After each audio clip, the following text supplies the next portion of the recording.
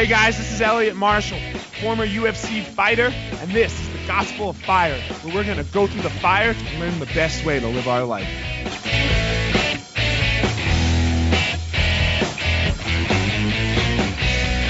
All right, here we are, episode 8 of the Gospel of Fire.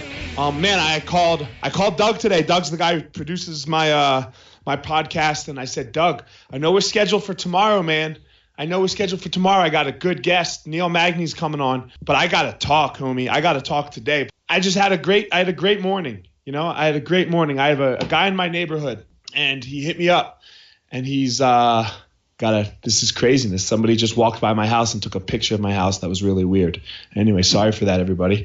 Anyway, the guy hit me up, and we know each other.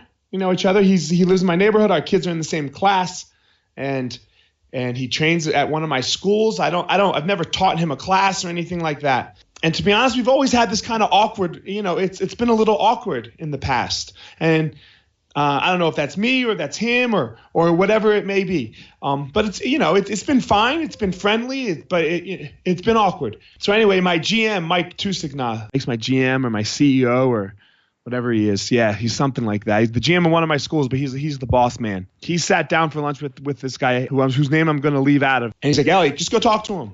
Just go talk to him. He wants to talk to you. So anyway, he hits me up. I saw him on the first day of school when we dropped our kids off. He's like, I'd like to talk to you sometime. I'm running for a state house seat. I'm like, oh, cool, man. So I was like, yeah, hit me up whenever. So he literally sends me a text a day later. He sends me a text. Can we meet? Can we meet at Starbucks? And I'm like, yeah, Starbucks. Fuck, I hate Starbucks, but sure, let's do it. I'm a coffee snob. Have I mentioned that yet? I don't know if I've mentioned that yet, but yeah, I'm a coffee snob, so Starbucks ain't it for me. So he hits me. So we agree to meet, and we meet this morning. And he sits down and look, I've been very vocal about my disdain for Donald Trump. I guess I haven't been too vocal. I've been vocal. I'm not a Trumper. I'm not a Trumper. I don't understand the Trump vote, which I would love for someone to explain to me without crushing the other side. Just explain to me that would be great one day. So he sits down and he won't say it, and he hasn't said it. But he's like, I'm running as a Republican. He finally says it, like 5 minutes into our conversation. And he's like, I just want your advice on some things. And I was like, damn, my advice. And he's older than I am. He's obviously older than I am. And so it was a little awkward for me. I was like, all right. The first thing you think of after he says he's running as a Republican is like, and I don't know. I'm like, well, did you vote for Trump? Because in my opinion, I don't know if I want to help you. However, I had to get by that before I even knew that. So this was some debabbing on my end. Don't be a bitch. Don't be a bully. Both of them. Both sides of it. Can I help somebody? And I could see that he was struggling a little bit. Like I could see it in his eyes that he was not okay. And I say that I want to help people. And I say this. So, and there we were. He said that he was, running as a Republican. It turned me off, to be 100% honest, it turned me off immediately. And I got quiet for a while, but then I just had to listen and say, all right, how am I going to help him? What am I going to do? How am I going to help him? And the next thing, a couple minutes in the conversation, he's like, I'm being crucified by my own people. And I was like, okay, why? And he explained his issue. He's an environmentalist.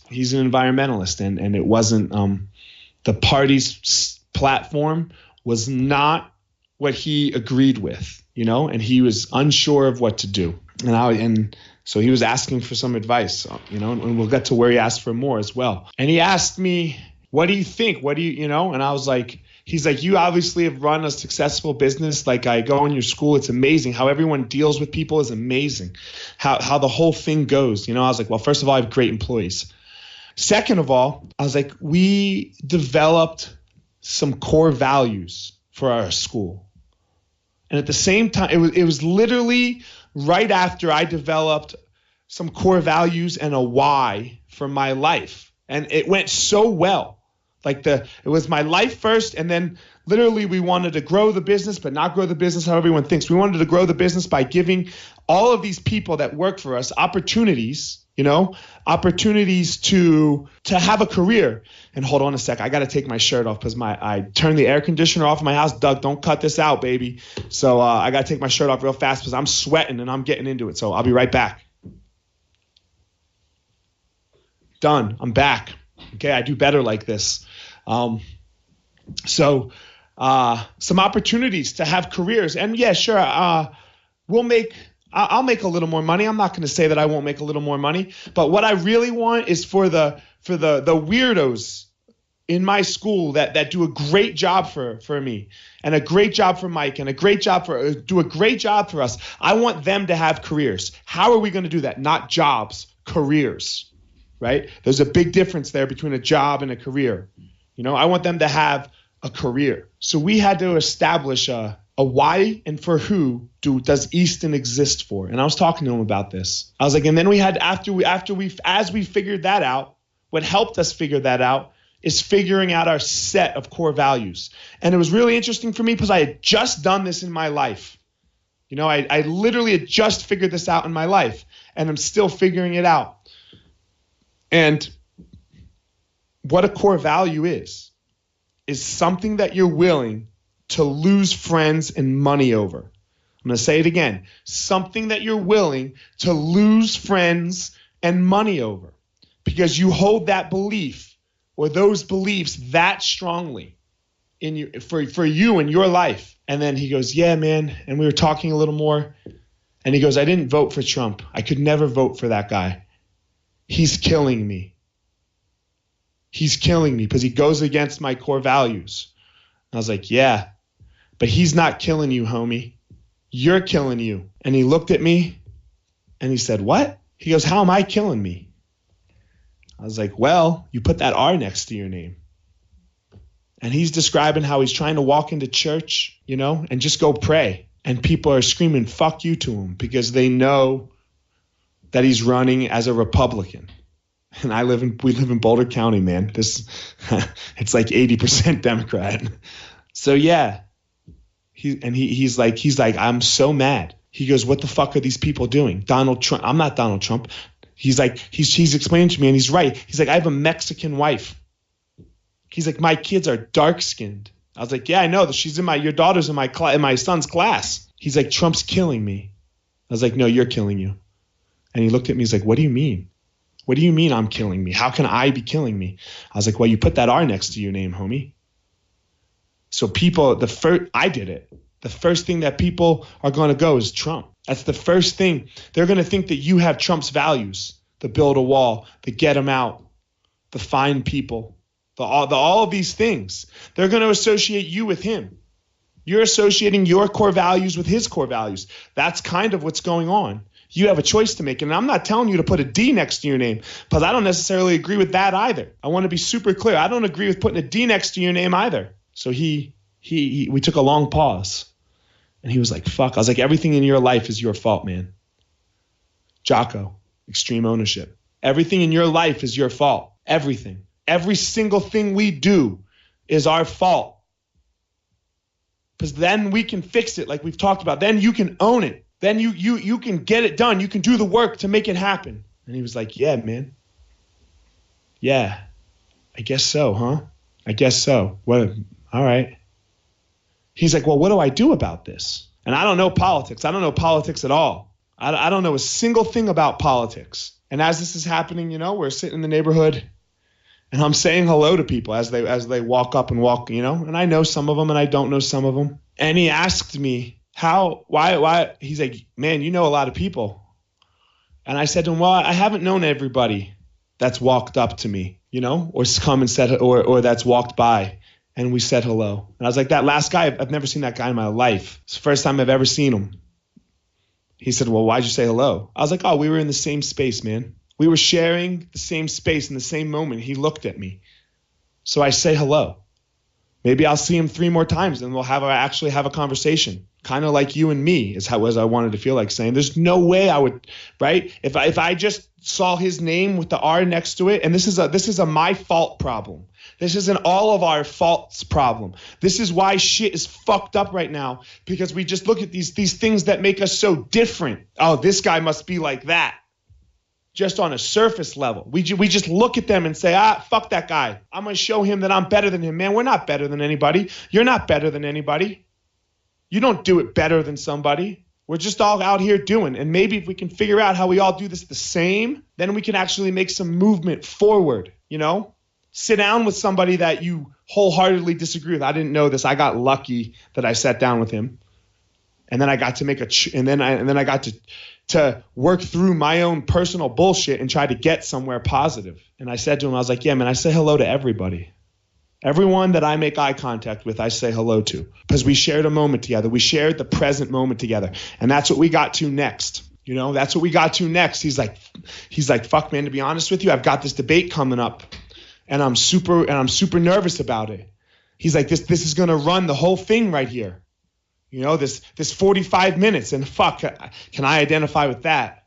You know, fighting, competing, whatever it is. I'm fighting in the UFC and now competing again. You have these things, these 15-minute long periods when you fight that your whole fucking life has been dedicated to getting ready for that 15 minutes. It's a fucking important 15 minutes. I didn't do it so well previously in my life. I'm starting to do it better now. And I told him how I'm doing it better now is I'm starting with the little minutes, the minutes that seem unimportant. I told him I was going to compete. He knew I was competing again. And I said, look, when we leave this meeting from 10 to 11:30, I'm going to go train. I'm going to prepare for my competition today from 10 to 11:30. And I'm going to give it my 100%. I'm going to give it everything I've got from 10 to 11:30. And then I have a meeting at noon. And I'm going to give that meeting everything I have. That meeting is going to make me compete better in a month, in 3 weeks. Why? Because I'm going to focus on that. That's what's going on. So you have to practice these little moments. You have to practice doing the best in the moments that you think aren't important. It's the only fucking moment we have. It's the only time that we have. We don't know that our 45-minute debate is coming. I don't know that I'm going to get to my September 14th match. But I know I've got this right now. I know I've got this time when I'm doing this show, this podcast right now. So let's give it our best. So that way when big moments come in our lives, you know how to be in a moment. Not big moments, a moment. A baby doesn't just walk up, come out of its mom and start walking. It takes time. It takes getting to its knees. First, it's got to sit up, put its head up. This is a process. It doesn't just stand up. No, it's a process. You want to deal with big moments? You have to practice being present in the little moments. You have to practice not being overwhelmed in the little moments of your day, in the boring ass fucking monotony of our day. Practice being aware of them. That way, when that big moment comes, you don't get overwhelmed because you practiced. Just a moment. You practiced a single moment that might have been, less important on the grand scheme of things than other moments. It's why I say hello to people, because in that moment, they looked at me. If they don't say hi back, oh well. But I want each and every moment that I have to be excellent. And the only way that happens, I can't count on somebody else to make the moment excellent. I can't count on anybody else to help me make the moment better. I hope they do. It's great if they do, but I have to show them how to do it. I have to show them how to do it. I have to show myself how to do it. I have to show my kids how to do it. And damn, do I fucking fail. Damn, do I fail sometimes. It's terrible. It sucks. I fail. I'm bad at this. I like to talk shit sometimes. And when I do so, I bring people down. I'm on a 30-day hiatus. No shit talking. I bring people down when I do this. We'll see how it goes after that. We'll see how it goes, what I can do, if I can do it in a way that's inspiring and not bringing not crushing somebody. And I do that. We've already gone over this because of my weaknesses. That's why I do it. So let's get rid of those bad moments. Let's be aware of them and do them differently. Do them differently. I had a great morning. This is a little bit of a shorter episode. I appreciate everyone for listening. I greatly do. Thanks. I'm out. Hey guys, thanks for listening to this episode of The Gospel of Fire. Hit me up on my social media at FireMarshal205 on both Twitter and Instagram. Give me a follow at my fan page on Facebook, Eliot the Fire Marshal. Give a subscribe on iTunes, on Stitcher, wherever you're listening. Throw a review up there. We'd greatly appreciate it. We'll see you on the next episode.